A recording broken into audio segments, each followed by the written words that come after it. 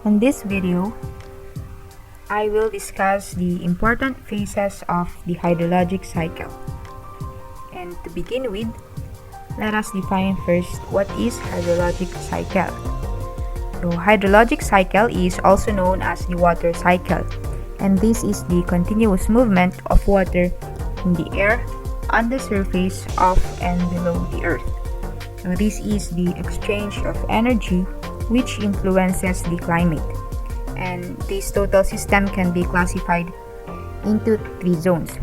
First is the atmosphere, which envelopes above the hydrosphere and which forms the gaseous area.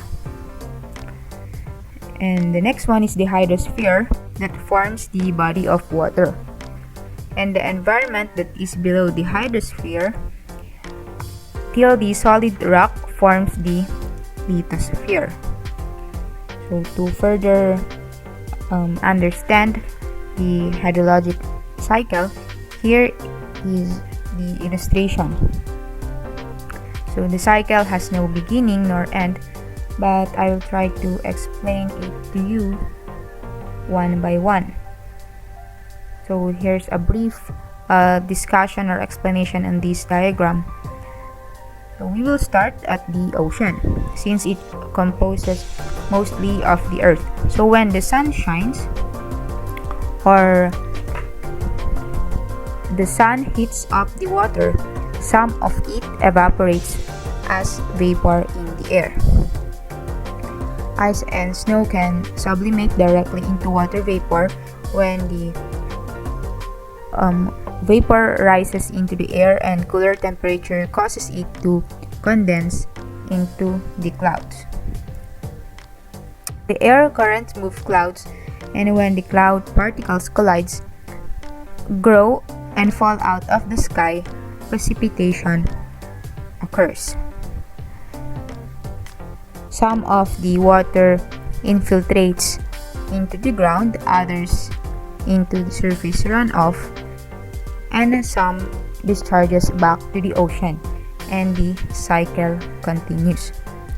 So to further understand it, I will discuss the different components of the hydrological cycle.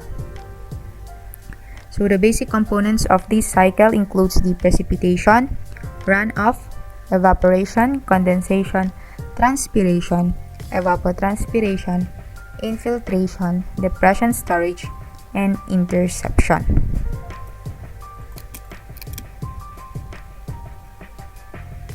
The precipitation, or anything that comes from the atmosphere, falls under the process of precipitation.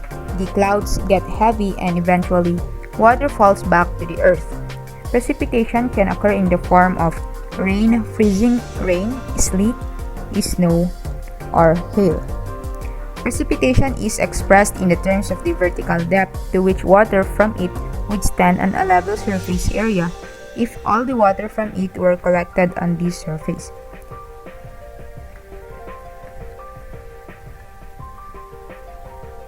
So we have two gauges here on how we measure the precipitation. First one is the non-recording rain gauge, and this rain gauge just collect the rainwater but do not record the quantity of the rainfall. It has a circular collecting area of around 12.7 centimeter diameter connected to a funnel, and the funnel discharges the rainfall into a receiving vessel. The water collected in the vessel is measured using a graduated measuring jar with 0.1 millimeter accuracy. So the rainfall is measured in millimeter or centimeter of water depth. And the next one is the recording rain gauge. The recording rain gauge gives a permanent automatic record of rainfall. It has a mechanical arrangement by which the total amount of rainfall will be automatically recorded on a graph paper. It produces a plot of cumulative rainfall versus time. In order that the rainfall catch of a gauge accurately represents the rainfall in the area surrounding the gauge, certain standards are followed while establishing the stations. So the following must be fulfilled. First is the ground must be level and open, and the instrument must represent a horizontal catch surface. The rain gauge must be set as near the ground as possible to reduce wind effects. The rain gauge must be set sufficiently high to prevent splashing and flooding. The instrument must be surrounded by an open fenced area of at least 5.5 meter by 5.5 meter. No object must be closer to the rain gauge than 30 meters or twice the height of the obstruction. A rainfall can also be measured by the use of radar. So an integrated system for measurement of rainfall. Rain gauges are used for measuring the total amount as well as the intensity, while the microwave radar with wavelength of around 3 to 10 cm is used for determining the areal extent, location, and movement of rainstorms. Also, the amount of rainfall over large areas can be determined using radars with a good degree of accuracy. Precipitation comes in many forms. The most common form of precipitation is the rain, and it is synonymously termed as precipitation, where in fact rain is just one of the many forms of precipitation. So, a rain ranges from 0.5 mm to 6 mm water drops. The magnitude of rainfall shows high temporal and spatial variation, and this variation is responsible for the occurrence of hydrologic extremes such as floods and droughts.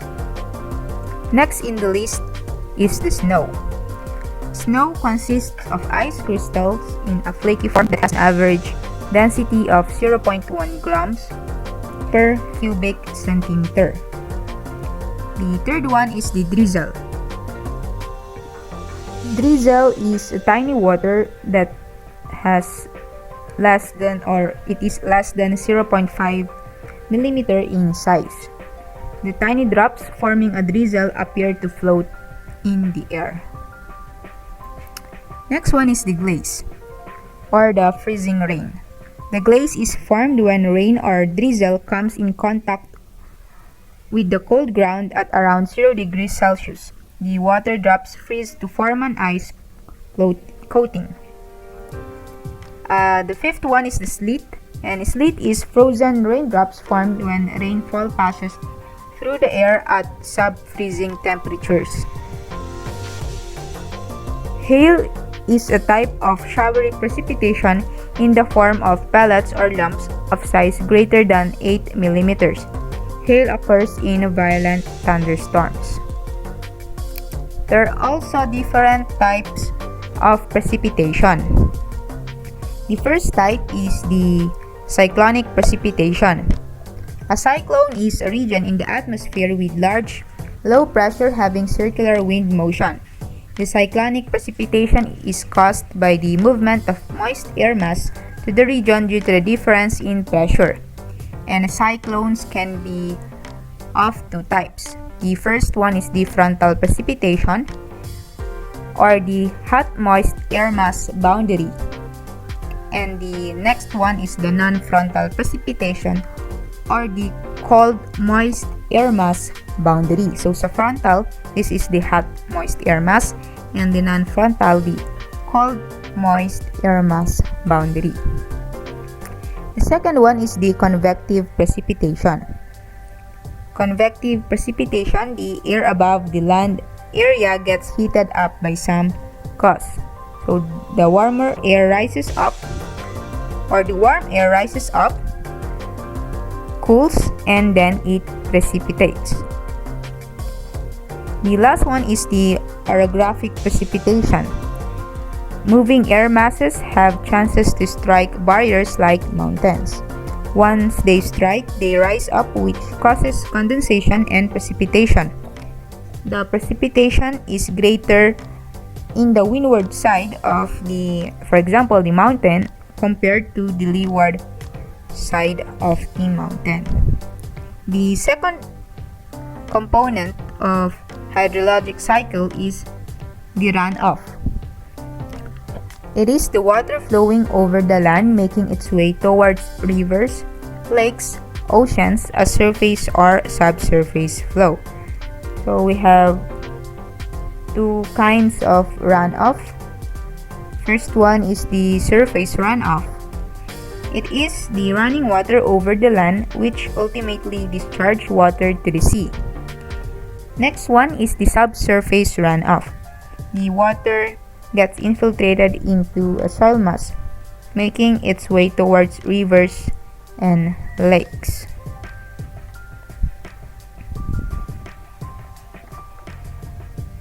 The third component is the evaporation. Evaporation is the process in which liquid changes to the gaseous state as the free surface below its boiling point through the transfer of energy. So the rate of evaporation depends on the following. First is the vapor pressures. So the vapor pressures, the rate of evaporation is proportional to the difference between saturation vapor pressure at the water temperature and the actual vapor pressure in the air. Next one is the wind speed. Rate of evaporation increases with the increase of wind velocity. If it will reach at some limit, any further increase in wind velocity will not affect anymore the evaporation rates. The third one is the atmospheric pressure. A decrease in the atmospheric pressure or the high altitude increase the evaporation rate. Air and water temperatures. The higher the temperature or the hotter the environment, the rate of evaporation also increases. And the last one is the size of the water body. We have different processes in estimating or measuring the evaporation. And this can be done through different processes. First is by the use of the evaporimeters, the use of the empirical equations, and the use of analytical methods. So evaporimeters, these are pans containing water which are exposed to the atmosphere. Loss of water by evaporation from these pans are measured at regular intervals, and it is commonly measured daily. Meteorological data such as humidity, wind velocity, air and water temperatures, and precipitation are also measured and noted along with evaporation.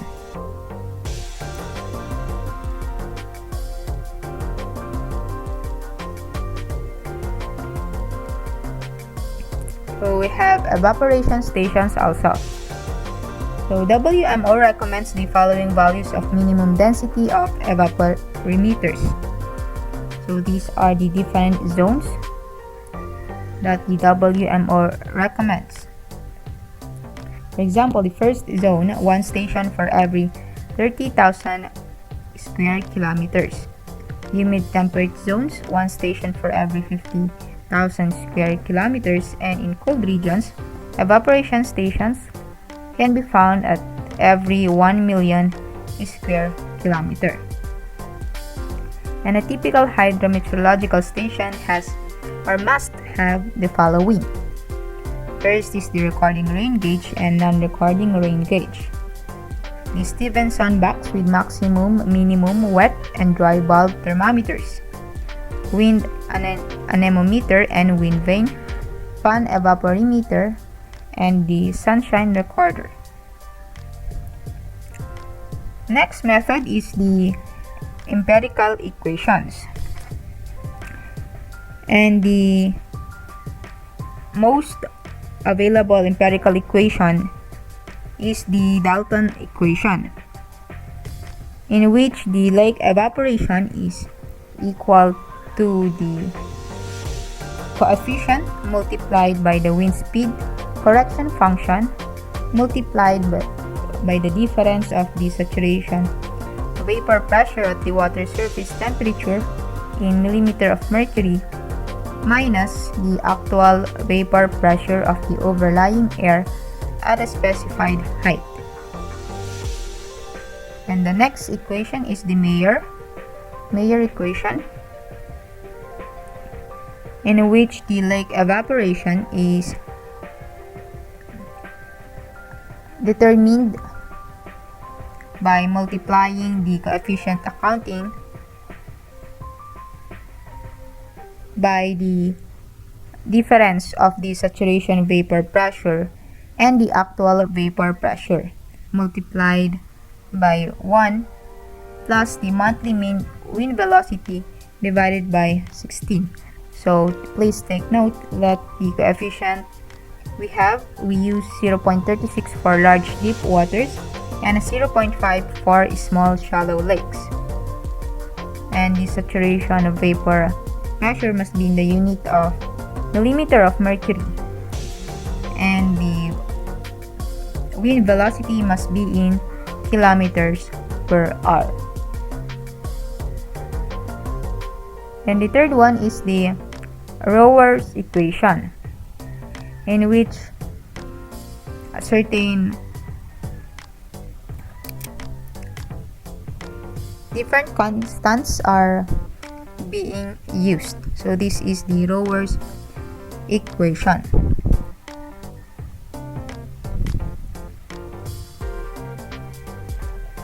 And the next method is the analytical methods.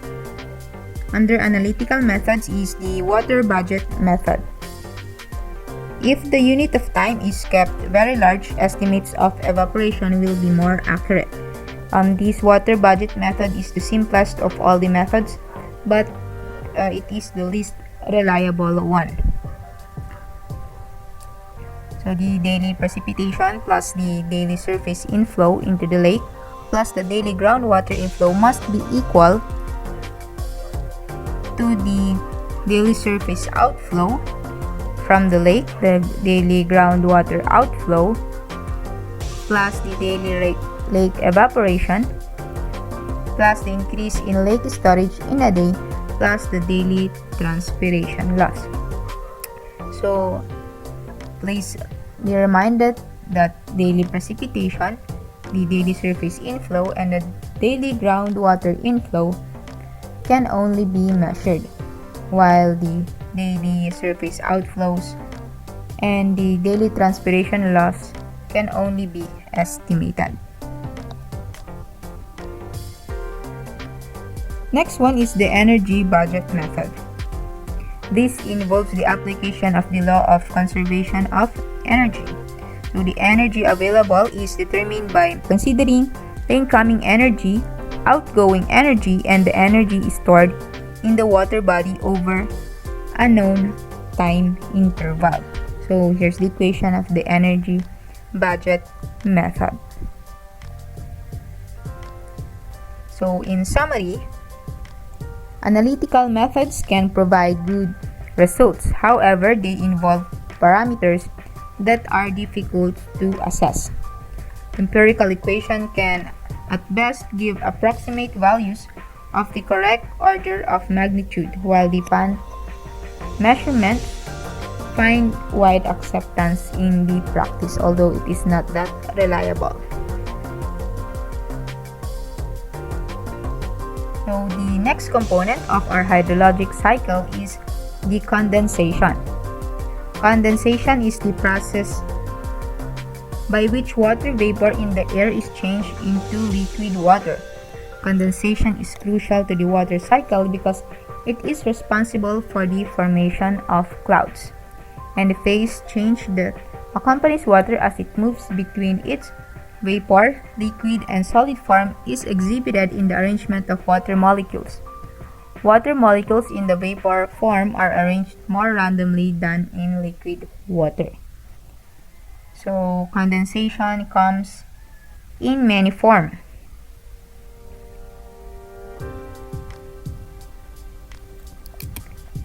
The first one is the condensation in the air. Next is the condensation near the ground, and the condensation on the glass. So condensation in the air, even though clouds are absent in a crystal clear blue sky, water is still present in the form of water vapor and droplets which are too small to be seen. Depending on weather conditions, water molecules will combine with tiny particles of dust, salt, and smoke in the air to form cloud droplets, which combine and grow and develop into clouds.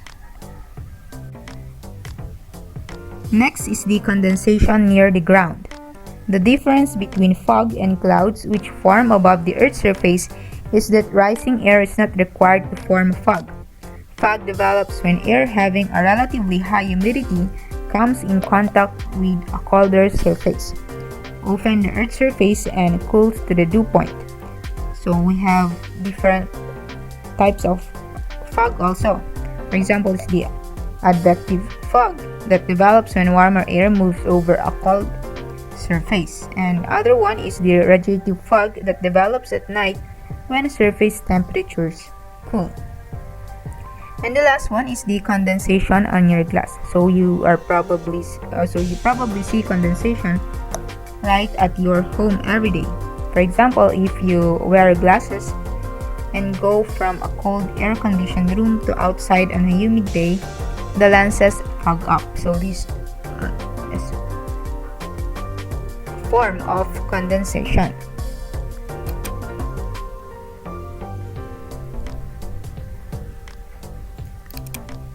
There are many forms of condensation. So condensation can take place when the dew point is lower than the freezing point or higher than the freezing point. Can develop white frost, snow, and clouds. It can also form dew, fog, and clouds when the temperature is higher than the freezing point. So these are the forms of condensation. There are different forms of condensation. The first one is the dew.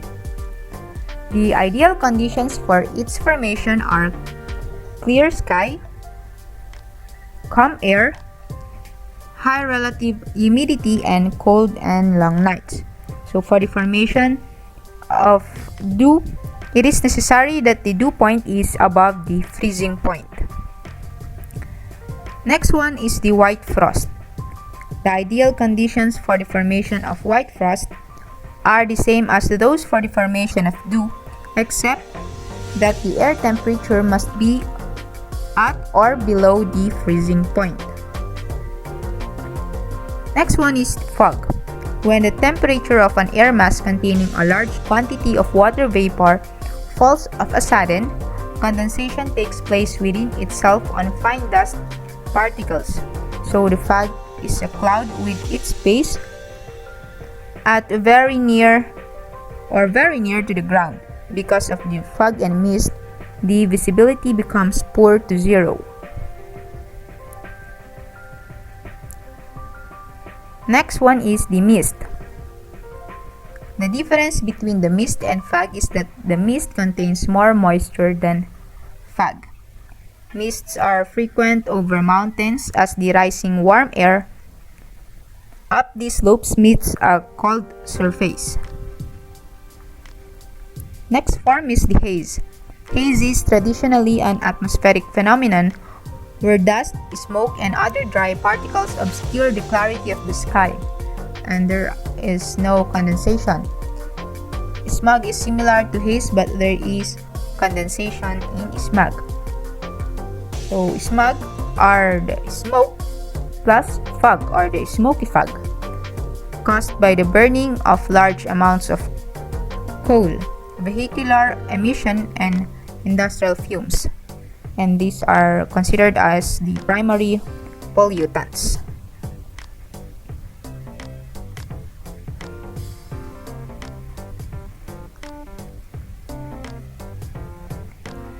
Another form is the clouds. Cloud is a mass of minute water droplets or tiny crystals of ice formed by the condensation of the water vapor in free air at considerable elevations. So clouds are caused mainly by the adiabatic cooling of air below its dew point. As the clouds are formed at some height over the surface of the earth, they take various shapes. So clouds can be found at different levels. So we have the low clouds, the middle clouds, and the high clouds. So the low clouds are composed of the stratus, cumulus, nimbostratus, cumulonimbus, and the stratocumulus clouds. So these are the sample images of the low clouds. And in the middle clouds are composed of the altostratus and the altocumulus, from the root word alto. Next one is the high clouds. So high clouds are the cirrus, cirrostratus, and the cirrocumulus clouds. Next component of our hydrologic cycle is the transpiration. Transpiration is the release of water from plant leaves. So just as you release water vapor when you breathe, plants do also. So an example of this is when you tied up the stem of a plant with a plastic bag around about an hour. So you can notice that the bag is moist, as water also evaporates from it. So there are many atmospheric factors affecting the transpiration. First one is the temperature. Transpiration rates go up as the temperature goes up, especially during growing season when the air is warmer due to stronger sunlight and warmer air masses.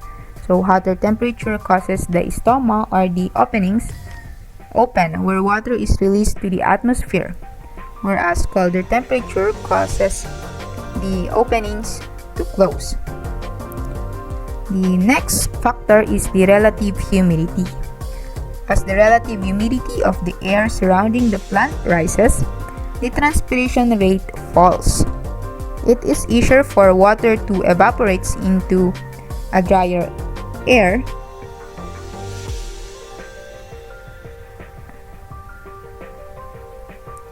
than into more saturated air. Next one is the wind and air movement. So increased movement of the air around the plant will result to a higher transpiration rate. Next one is the soil moisture availability. So when moisture is lacking, plants can begin to transpire less water. So the last one is the type of plant. Plants transpire water at different rates. So for example, plants like cactus conserve water by transpiring less water than the other plants. Next component is the evapotranspiration. So evapotranspiration is the sum of evaporation from land surface plus transpiration from plants. So evaporation plus transpiration.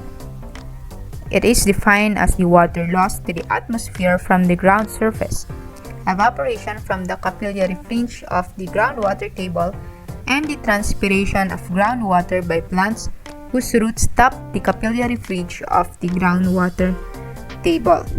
So in an easier term, evapotranspiration is the evaporation from water bodies and the soil mass together with the transpiration from vegetation. So, next component of the cycle is the infiltration. Infiltration is the process of filtration of water to the inner layers of soil based on its structure and nature. So there are different factors affecting the infiltration. The first one is the precipitation. The greatest factor controlling infiltration is the amount and characteristics of precipitation that falls as rain or snow. So this is the intensity or the duration of the precipitation. Precipitation that infiltrates into the ground often seeps into the stream beds over an extended period of time. Thus, a stream will often continue to flow when it has not rained for a long time and when there is no direct runoff from recent precipitation. Next is the base flow. To varying degrees, the water in streams have a sustained flow, even during periods of lack of rain. So much of this base flow in streams comes from groundwater seeping into the bed and banks of the streams.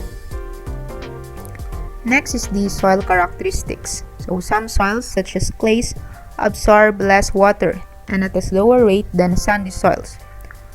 Soils absorbing less water result in more runoff over land into streams. And we have the soil saturation. Like a wet sponge, for example, soil already saturated from previous rainfall can absorb much more. Thus, more rainfall will become surface runoff. And the next one is the land cover. Some land covers have a great impact on infiltration and rainfall runoff. Vegetation can slow the movement of runoff, allowing more time for it to seep into the ground. Next is the slope of the land.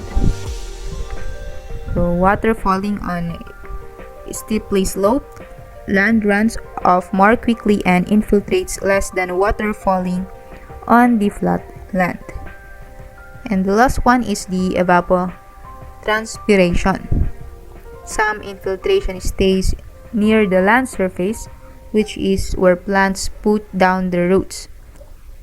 Plants need this shallow groundwater to grow, and by the process of evapotranspiration, water is moved back into the atmosphere.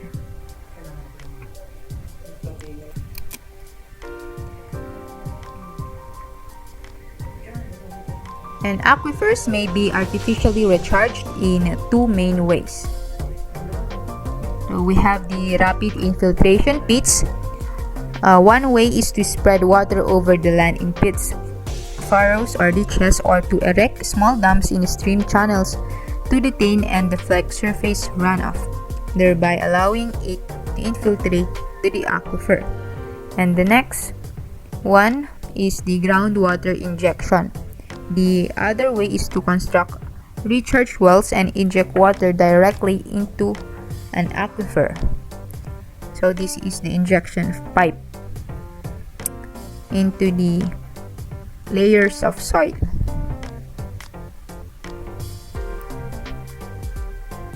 Next component is the depression storage. Depression storage is the term applied to water that is lost because it becomes trapped in the numerous small depressions that are characteristics of any natural surface. Or it is the part of precipitation that requires to fill the depression zones of land.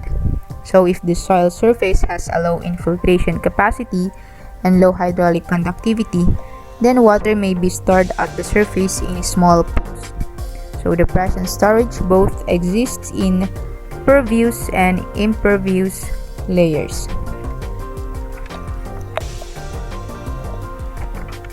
So the volume of water in depression storage at any time during a precipitation event can be calculated using this equation, wherein the volume of water in depression storage is equal to the maximum storage capacity of the depression multiplied by 1 minus Euler's number raised to the negative constant multiplied by the rainfall excess. So this is the equation. So the Euler's number is approximately 2.718 or can be found in your calculators, in which our K is a constant equal to 1 over the maximum storage capacity of the depression. So we have different factors affecting the depression storage.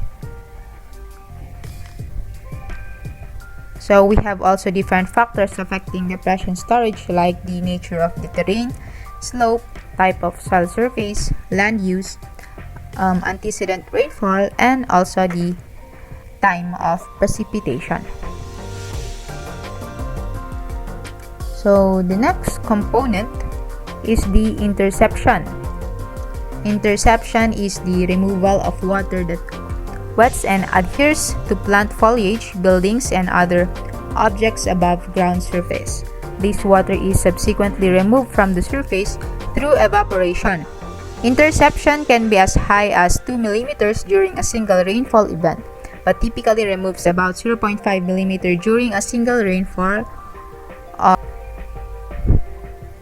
So the interception losses are described by this equation, in which the total volume of water intercepted is equals to the sum of the interception storage and the ratio of subsurface area of the leaves to the area of the entire canopy, multiplied by the rate of evaporation during the evaporation or during the precipitation event, multiplied by the time. So there are main components of interception.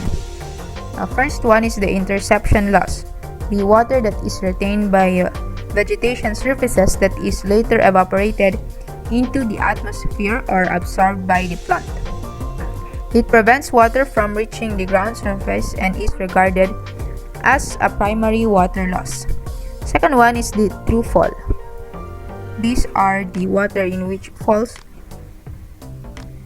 or the water which falls through spaces in the vegetation canopy or which drops from the leaves to the ground. The third one is the stem flow, the water which trickles along the stems and branches and down the main stream or trunk to the ground surface. Also, we have different factors affecting the interception. First one is the interception storage. This is the ability of the vegetation surfaces to collect and retain precipitation. Second one is the evaporation. So even when the interception storage capacity is exceeded, water may be lost by evaporation, and which commonly increases in windy conditions. So the third one is the duration of rainfall. This influences interception by determining the balance between reduced storage of water on vegetation surfaces and increased evaporative loss over time. The fourth one is the rainfall frequency. The highest levels of interception loss occur when the leaves are dry and interception storage is large, so the frequency of wetting is more significant than the duration and amount of rainfall. And last one is the precipitation type, the contrast between rain and snow.